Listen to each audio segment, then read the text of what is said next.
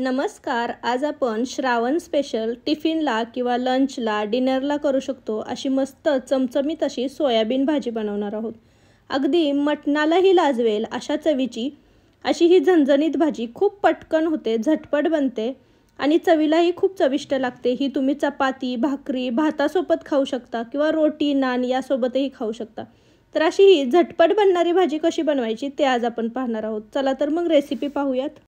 तर एका बाउलमध्ये इथे मी सोयाबीन घेतलेले आहेत. 1 वाटी सोयाबीन आहेत. थोडेसे मोठे सोयाबीन आहेत. हे तुम्ही छोटेही घेऊ शकता. मी यामध्ये 1 वाटी साधारण गरम पाणी घातलेलं आहे आणि थोडंसं मीठ घातलेलं आहे. गरम पाण्यामुळे आपले सोयाबीन पटकन भिजले जातात. तुम्हाला जर वेळ असेल तर तुम्ही साधं पाणी घातलं तरीही चालेल. तर 5 ते 10 मिनटं सोयाबीन आपण भिजवून घेतलेले आहेत. 5 ते 10 मिनिटांनी सोयाबीन आपले छान भिजले गेलेले आहेत. तर यामधलं सगळं पाणी स्क्वीज करून आपण हे एका वाटीत काढून घेणार आहोत. तर सगळं पाणी आपण सोयाबीनमधलं काढलेलं आहे. सगळं पाणी पिळून काढायचं. आता हे थोडंसं मॅरिनेट करून ठेवणार आहोत. तर छोटी 1 वाटी मी यामध्ये दही घातलेलं आहे. लाल तिखट घातलेलं आहे. काश्मीरी लाल मिर्च पावडर आहे ही. थोडीशी धणेपूड घातलेली आहे आणि थोडीशी जिरेपूड घातलेली आहे. सोबतच तुम्हाला हवं असेल तर तुम्ही थोडासा गरम मसालाही घालू शकता. आता हे सगळं आपण व्यवस्थित मिक्स करणार आहोत. मीठ आपण सोयाबीन भिजवतानाच घातलेलं होतं, त्यामुळे मीठ यामध्ये घालणार नाही आहोत. व्यवस्थित सोयाबीन सगळे दह्यासोबत कोट करून घ्यायचे. व्यवस्थित कोट झाले की हे मॅरिनेशन आपण अर्धा तास सेट करण्यासाठी ठेवणार आहोत, साईडला ठेवणार आहोत.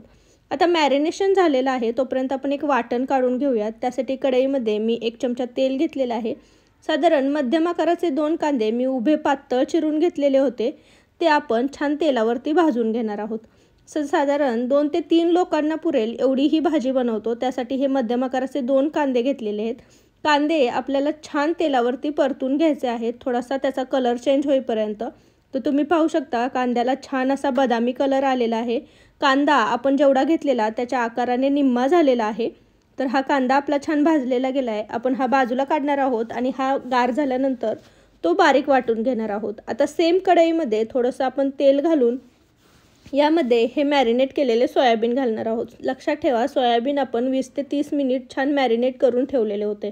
सोयाबीन आपण तेलावरती 1-2 मिनटं छान परतून घेणार आहोत. 2 ते 3 मिनटं सोयाबीन छान परतले गेले की हे थोडेसे असे क्रिस्पीसर होतात. तर याचा थोडासा रंग बदलला आणि याचं सगळं मॅरिनेशन थोडंसं चिकटलं गेलं की आपण ते काढून घेणार आहोत. आता त्याच कढईमध्ये पुन्हा 2 चमचे तेल घ्यायचं आहे. तेल व्यवस्थित गरम करून घ्यायचं.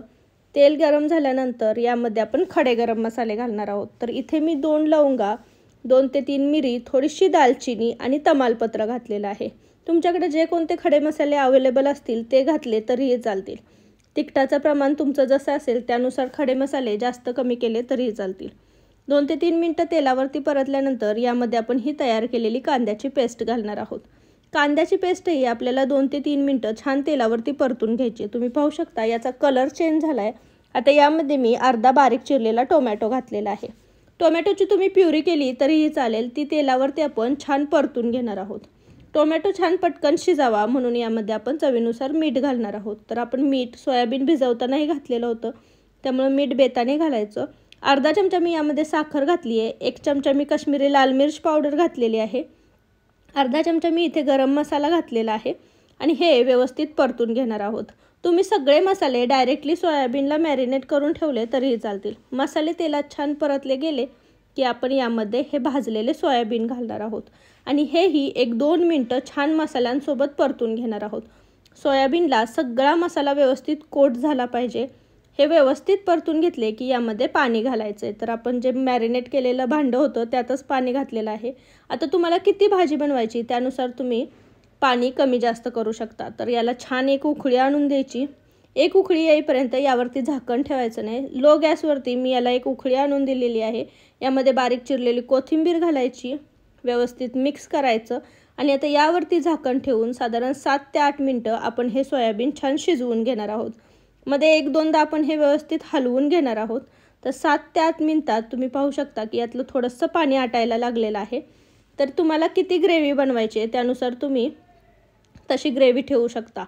तर इथे बघा तुम्ही छान असं चमचमीत अशी ही ग्रेव्ही तयार झालेली आहे आणि छान घट्टसर झालेली आहे. आपली सोयाबीनची भाजी छान तयार झाली तर गॅसची फ्लेम बंद करायची आणि ही छान सर्व करायची गरमागरम.